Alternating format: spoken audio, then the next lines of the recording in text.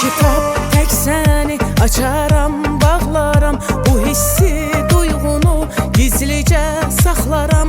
Darıxsan mən səni özlərəm, özlərəm. Bir ömür yolunu gözlərəm, gözlərəm.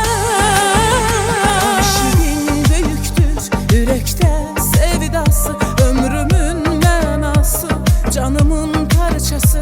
Gedərsən gedərəm, gələrsən gələrəm. Səninlə ağlaram, səninlə gülərəm.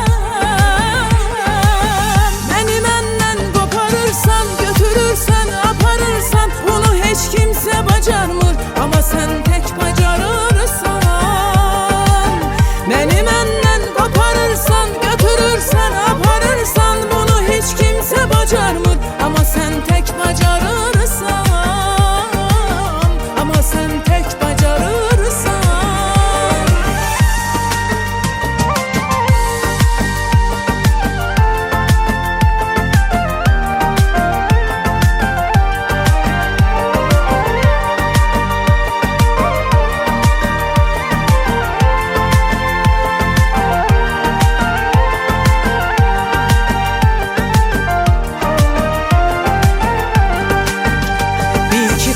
Tek səni açaram, bağlaram. Bu hissi, duyğunu gizlicə saxlaram. Darıxsan mən səni özlərəm, özlərəm. Bir ömür yolunu gözlərəm, gözlərəm. Aşığın böyükdür ürəkdə sevdası, ömrümün mənası, canımın parçası. Gedərsən gedərəm, gələrsən gələrəm. Səninlə ağlaram, səninlə gülərəm.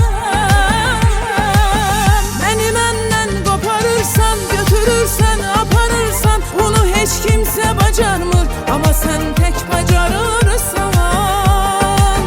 Məni məndən qoparırsan, götürürsən, aparırsan. Bunu heç kimsə bacarmır, amma sən tək bacarırsan. Amma sən tək bacarırsan. Məni məndən qoparırsan, götürürsən, aparırsan. Bunu heç kimsə bacarmır, amma sən tək bacarırsan.